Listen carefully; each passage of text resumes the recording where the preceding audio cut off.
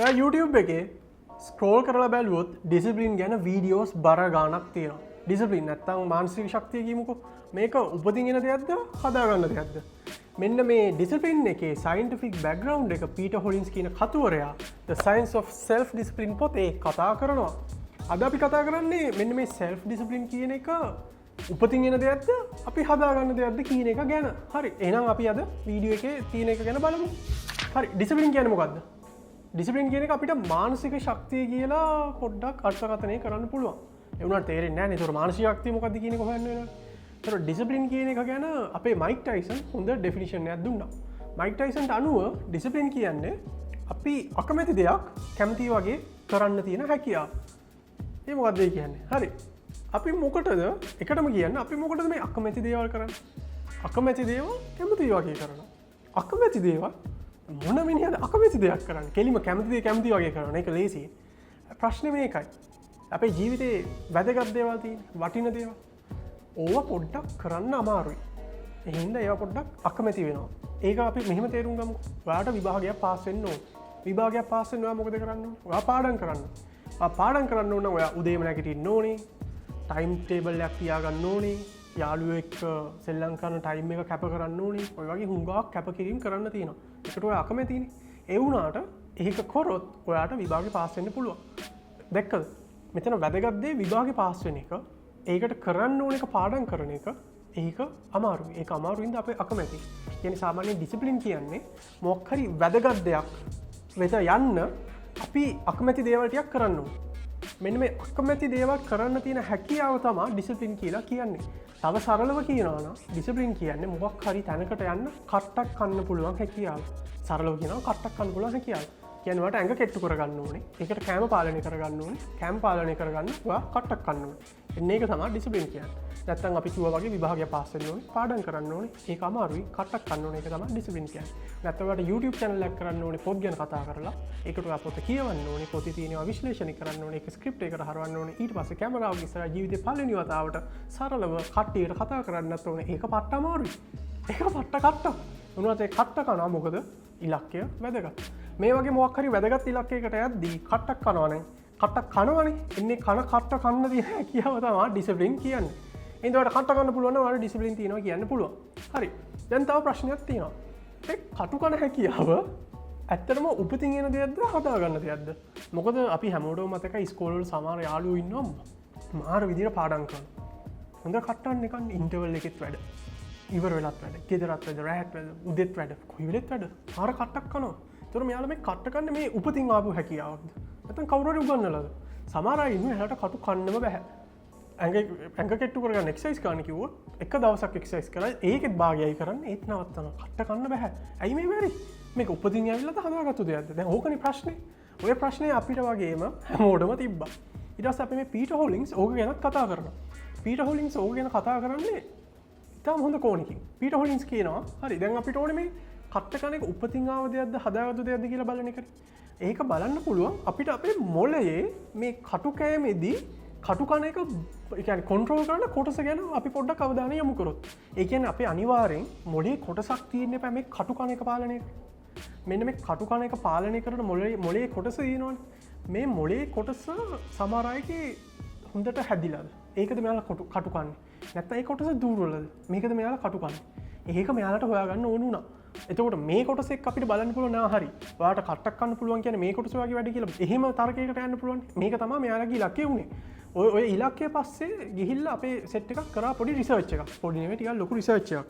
ඒ research එක කරේ ටොඩ් හේයි කොලන් කැමරයි කියලා වෛද්‍යවරු දෙන්නෙක්. ඒ රිසර්ච් එකේ පේපර් එකක් මම වීඩියෝ එකේ ඩිස්ක්‍රිප්ෂන් එකේ දාන්නම්. ඔයාලට ගිහිල්ලා තව ඒක ගැන ඉගෙන ගන්න පුළුවන්. මෙයාලා කරේ මේකයි. මෙයාලා කරේ ඇත්තටම මිනිස්සු කට්ටියක් එකතු කරා. දැන් ඇයි මෙයාලා මේක කරේ? මෙයාලට දැනගන්න ඕනේ අපි කටු කද්දී මොලේ මොන කොටසද ක්‍රියා කරන්න කියලා. ඊට පස්සේ මේ මිනිස්සු කට්ටිය එකතු කරලා මෙයාලා මේ මිනිස්සුන්ගේ පොඩි ප්‍රශ්නයක් ඇහුවා. ඒ අහපු ප්‍රශ්නේ තමයි අපි ඒ කියන්නේ මේ අපේ වෛද්‍යවරු අපි ඔයාලට දැන් රුපියල් 5000ක් දෙන්නද? මේ දැන් කීප ගාන දැන් රුපියල් 5000 පර්ස් එකේ 5000 දුන්නා. නැත්තම් මාස දෙකකින් ඔයාලට මම රුපියල් 10000ක් දෙන්නද? මෙන්න මේක තමයි ප්‍රශ්න දෙක. මෙහෙමයි මෙයාලා රුපියල් වලින් නෙවෙයි කිව්වේ ඩොලර්ස් වලින්. මම අපිට තේරෙන හින්දා රුපියල් වලට ඒක ට්‍රාන්ස්ලේට් කරා. හරිද? තවලට අදහසක් වෙනවනේ මොකද උනේ කියලා. මේ වෙලේ රුපියල් 5000ක් ගන්න පුළුවන්. නැත්නම් මාස දෙකකින් රුපියල් 10000ක් ගන්න පුළුවන්. හරි. දැන් තියෙන ප්‍රශ්නේ තමයි ඩිසිප්ලින් එකේ සල්ලි අතරයි මොකද්ද තියෙන සම්බන්ධය? සල්ලි රුපියල් 5000ක් ගත්තා කියලා මගේ ඩිසිප්ලින් කොහොමද බලන්නේ? හරිද? මේකයි මේක. අපි ඒක තේරුම් ගන්න මේ ප්‍රශ්නේ දිහා පොඩ්ඩක් තව වෙනස් කෝණකින් බලන්න ඕනේ. ඒ කෝණය මෙහෙමයි. දැන් රුපියල් 5000ක් දෙනවා කියනවනේ. මෙතන සල්ලි කියන්නේ මොකක්ද? මෙතන සල්ලි කියන්නේ ඇත්තටම රිවෝඩ් එක. ඒ කියන්නේ සතුට හම්බෙන දෙයක්. කියන්නේ ඔයාලට මේ වෙලේ 5000 දුන්නොත් මේ වෙලේ සතුට එනවා. නැත්තම් මාස දෙකකින් සතුට ගන්න පුළුවන්. හැබැයි මොකද්ද මෙතන වෙන්නේ? මොකද්ද මෙතන ඇත්තටම නිර්ණායකය මොකද්ද මේක වෙනස් කරන්නේ? ඔයාලට එක්ක මේ වෙලේ සතුට ගන්න පුළුවන්. නැත්තම් මාස දෙකක් පොඩි කට්ටක් කාලා ඉඳලා කෙලින්ම 10000ක්ම ගන්න පුළුවන්. දැක්කන වෙලා තියෙන දේ. එක්ක දැම්ම ගන්නවා නැත්තම් පොඩි කට්ටක් කාලා සතුට ලබා ගන්නවා.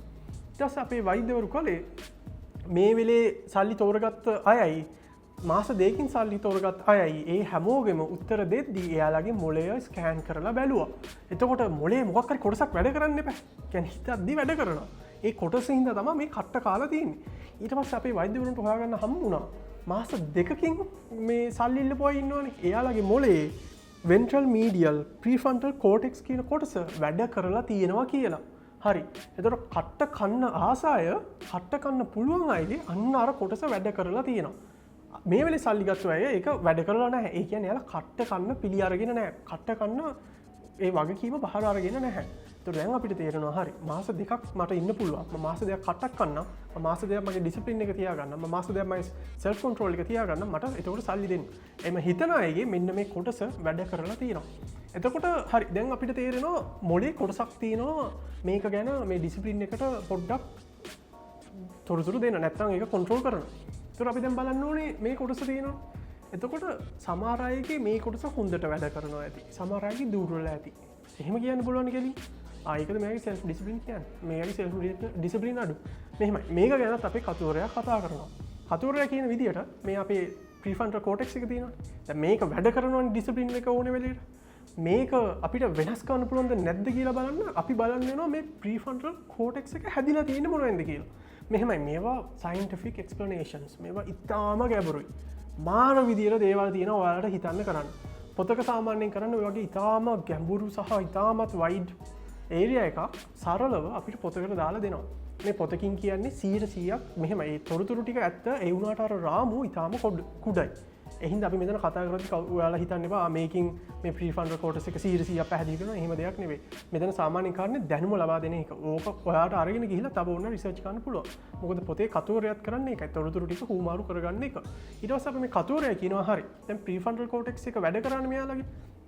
දැන් අපිට ප්‍රීෆ්‍රන්ටල් කෝටෙක්ස් එක හොඳට වැඩ කරන අයගේ ඩිසිප්ලින් හොඳයි කියලා හරි කියන්න හරි මොනවා හරි කියන්න අපි බලන්න එපා ප්‍රීෆ්‍රන්ටල් කෝටෙක්ස් කියන්නේ මොකක්ද කියලා. ඒක තියෙන එක වගේ. ඕක ගැන ගියොත් ඔයාලට වෙනම වීඩියෝ එකක් බලන්න වෙනවා මොළය ගැන. මෙතන අපි කතා කරන්නේ පොත් ගැන සහ අන්තර්ගතය පොතේ අන්තර්ගතය ගැන සහ සෙල්ෆ් ඩිසිප්ලින් එක ගැන. ඒ හින්දා අපි නිකන් බලමු සෙල්ෆ් ඩිසිප්ලින් එකට ප්‍රධාන වශයෙන් බලපාන්නේ මොකක්ද කියලා මේ ප්‍රීෆ්‍රන්ටල් කෝටෙක්ස් එකේ. ඒක බලන්න අපිට බලන්න වෙනවා ප්‍රීෆ්‍රන්ටල් කෝටෙක්ස් එක හැදිලා තියෙන සෛල දිහා. ඒක හැදිලා තියෙන්නේ නියුරෝන්ස් කියන සෛල වලින්. එතකොට හරි දැන් මේකයි ප්‍රශ්නේ. එතකොට දැන් ප්‍රීෆ්‍රන්ටල් කෝටෙක්ස් එකෙන් ඩිසිප්ලින් එකට සම්බන්ධයක් තියෙනවා. ඒක තේරුණා. එතකොට ප්‍රීෆ්‍රන්ටල් කෝටෙක්ස් එකට ඒකේ නියුරෝන්ස් කියන සෛල જાතියක් තියෙනවා. ඒකත් තේරුණා. එතකොට මේ නියුරෝන්ස් ටික අපිට වෙනස් කරගන්න පුළුවන් වුණොත් ප්‍රීෆ්‍රන්ටල් කෝටෙක්ස් එක වෙනස් කරගන්න පුළුවන්ද? පුළුවන්. ඒක පුළුවන්. එතකොට මේ නියුරෝන්ස් කියන්නේ ඇත්තට ලොකු ජාලයක්, ලොකු නෙට්වර්ක් එකක්. සාමාන්‍ය වැඩිහිටි පුද්ගලයෙක්ගේ බිලියන 100ක් විතර නියුරෝන්ස් තියෙනවා කියනවා. මේ නියුරෝන්ස් ටික එකින් එක කනෙක්ට් වෙලා තියෙන මේ පොඩි පාරවල් වලින්. දැන් එක එයාට ලස්සන සිංහල වචනයක් කියලා මතක් වෙන්න ඉන්නේ පාරවල් වලින් මේ ඔක්කොම කනෙක්ට් වෙලා තියෙන්නේ. ඒතකොට අපේ මේ වෛද්‍යවරුයි අපේ කතුරේ කට්ටියම කියනවා මෙන්න මේ පාර වෙනස් කරගත්තොත් ඔයාලට නියුරෝන්ස් වැඩ කරන හැටි වෙනස් කරගන්න පුළුවන්. එතකොට මොකද වෙන්නේ? ඔයාලගේ ප්‍රීෆ්‍රන්ටල් කෝටෙක්ස් එක වෙනස් වෙන එක ප්‍රීෆ්‍රන්ටල් කෝටෙක්ස් එකත් ඔයාලට ඕන විදිහට තරමක් දුරට වැඩ කරව ගන්න පුළුවන්. හරි. එතකොට දැන් අපි කතා කරන්නේ සෙල්ෆ් ඩිසිප්ලින් එක ගැන. එතකොට සෙල්ෆ් ඩිසිප්ලින් එකේ නියුරෝන්ස් වලට සම්බන්ධය මොකක්ද? දැන් අපි කියවනේ නියුරෝන්ස් වලට වෙනස් වෙන්න ගුණාංගයක් තියෙනවා කියලා. මෙන්න මේ වෙනස් වෙන ගුණාංගයට තමයි කියන්නේ ඒකට තමයි කියන්නේ නියුරෝප්ලාස්ටිසිටි කියලා. ඒ කියන්නේ නියුරෝන්ස් වලට වෙනස් වෙන්න පුළුවන්. මේක වෙනස් වෙන්නේ මෙහෙමයි. සාමාන්‍යයෙන් දැන් අපි කියවනේ නියුරෝන්ස් ජාලයක් තියෙනවා කියලා. මේ ජාල ඔක්කොම කනෙක්ට් වෙලා තියෙන පොඩි පාරවල් වගේ දේවල් වලින්. ඒ පාරවල් වලට කියන්නේ අපි නියුරෝ පාත්වේස් කියලා. මේ නියුරෝප්ලාස්ටිසිටි කියලා කියන්නේ මෙන්න මේ පාරක් වෙනස් වෙන්න පුළුවන් හැකියාව. ඒ කියන්නේ මෙහෙමයි. දැන් ඔයාට කට්ටක් කන්න පුළුවන් කියන්නේ සාමාන්‍යයෙන් ඔයාට හරි අපි මෙහෙම ඉතාලම සරලව බලමු. ඔයාට පාඩම් කරන්න පුළුවන්. ඒ කියන්නේ ඔයා හිතුවොත් හරි මම අද හවස 4:05 පාඩම් කරනවා කියලා ඔයා පාඩම් කරන්න ඉඳගත්තම ඔයාට පාඩම් ගන්න පුළුවන්. ඔයා පොත බලලා ෂෝට් නෝට් ගහලා හොඳට පාඩම කරගන්නවා. ඒක ඔයාට පුළුවන් වෙන්න ඔයාගේ මොළේ ඇතුලේ නියුරෝ පාත්වේ එකක් තිබිලා තියෙනවා. ඒකට පුරුදු වෙච්ච. ඒකයි ඒක ඔයාට නිකන් ස්වභාවිකව පුරුද්දක් වගේ වෙලා තියෙන ඉන්නේ නියුරෝ පාත්වේ එක තිබිලා තියෙනවා. තව එක්කෙනෙක් ඉන්නවා කියනකො එයා 4යි පාඩම් කරන්න ගන්නවා විනාඩි 5න් මෙන්න ෆෝන් එක අරන් ආයේ අදාළම නැති දේවල් කරන්න. එතකොට ඒක කරන්නේ මේ ෆෝන් එක ගන්න ප්‍රොසෙස් එක තියෙනවා. එයාගේ තියෙනවා වෙනම පාත්වේ එකක්. ඒ පාත්වේ එක කියන්නේ පාඩම් කරන්න පටන් ගන්නවා ෆෝන් එක ගන්නවා. පාඩම් කරන්න පටන් ගන්නවා ෆෝන් එක ගන්නවා. ඒක තමයි එයාගේ නියුරෝ පාත්වේ එක. තව එක්කෙනෙක් ඉන්නවා පාඩම් කරද්දි පොත දිහා බලනවා පොත දිහා බලනවා. ඒක තමයි පාත්වේ එක. එතකොට දැන් අපිට තේරෙනවා කාට හරි පුරුද්දක් මානසික ශක්තියක් ඒව මේ ඔක්කොම මේ නියුරෝන්ස් පාත්වේ එක්ක යන දෙයක් කියලා. හරි දැන් අපිට තේරෙනවා හරි උපතින් නෙවෙයි මේක ඇත්තටම අර පුරුද්දෙන්ම වෙලා තියෙන දෙයක්. කාට හරි ප්‍රීෆ්‍රන්ටල් කෝටෙක්ස් එකේ හොඳට පාත්වේස් හැදිලා එක්කෙනෙක් ඉන්න පුළුවන්. තව එක්කෙනෙක් ඉන්න පුළුවන් වැරදිලා හදපු දේවල්. වැරදිලා හැදුණු නියුරෝ පාත්වේස් එක්ක. ඒතකොට දැන් ඊළඟ තියෙන ප්‍රශ්නය කොහොමද හොඳ පුරුදු නැත්තම් මානසික ශක්තිය ඩිසිප්ලින් එන විදිහට නියුරෝ පාත්වේස් හදන්නේ කියලා. නැත්තම් මානසික ශක්තියට විරුද්ධ වෙන නියුරෝ පාත්වේස් තියෙනවනේ. ඒවා අපිට කඩන්න පුළුවන්. ඒවා කොහොමද කරන්නේ? ඔය වගේ නියුරෝ පාත්වේස් ගැන හුඟක් දේවල් අපිට ඇත්තට ඉගෙන ගන්න තියෙනවා. ඔයාලට හුඟක් මේක ගැන ඉගෙන ගන්න පුළුවන් ડોක්ටර් කෙනෙක් ඉන්නවා. එයාගේ YouTube පොඩ්කාස්ට් එකක් තියෙනවා. මම ඒක ඩිස්ක්‍රිප්ෂන් එකේ දාන්න. ඒක බලන්න. ඔය නියුරෝ පාත්වේස් ගැන පැය දෙක විතර එයා පැහැදිලි කරනවා. අපේ කතෝරයා මෙතන නියුරෝ පාත්වේස් ගෙනල්ලා තියෙන්නේ. එයා අපිට මතක් කරනවා. ඔයාගේ ඩිසිප්ලින් එක උපතින් එන දෙයක් නෙවෙයි. බොහෝ දුරට උපතින් එන දෙයක් නෙවෙයි. ඒක ඇත්තටම පුරුද්දෙන් හදා ගන්න පුළුවන් දෙයක් කියලා. ඒතකොට පුරුද්දෙන් හදාගන්න ඕන නම් ඔයා කරන්න ඕනේ ඔයාගේ නියුරෝ පාත්වේස් ටිකක් හදාගන්න එක. නැත්තම් ඔයා පුරුදු කල්දානෙක් කෙනෙක් නම් මානසික ශක්තිය නැත්තම් එතන කියන්නේ ඔයාගේ නියුරෝ පාත්වේස් දුර්වලයි. ඒ කියන්නේ වැඩ කල්දාන නියුරෝ පාත්වේස් තියෙන්නේ. ඊට පස්සේ අපේ කතෝරයා කියනවා ඩිසිප්ලින් හදාගන්න අපි නියුරෝ පාත්වේස් ශක්තිමත් කරන්න ඕනේ. ඒ ශක්තිමත් කරන්නත් එයා ක්‍රම හුඟක් දෙනවා. මම හිතන්නේ ක්‍රම 6ක් හෝ 7ක් පොතේ දෙනවා. අපි ඊළඟ වීඩියෝ එකේදී බලමු මේ ක්‍රම එක කොහොමද මේ නියුරෝ පාත්වේස් හදාගන්නේ කියලා. මොකද අපේ මානසික ශක්තිය එන විදිහට අපි නියුරෝ පාත්වේස් හදාගත්තොත් අපිට ඊළඟ පාර අපිව කන්ට්‍රෝල් කරගද්දී නියුරෝ පාත්වේස් තමයි ගේම ගහන්නේ. අපි නෙවෙයි. ඒතර අපි බලමු කොහොමද මේ නියුරෝ පාත්වේස් ටික ඊළඟ වීඩියෝ එකේදී හදාගන්න පුළුවන් කියලා.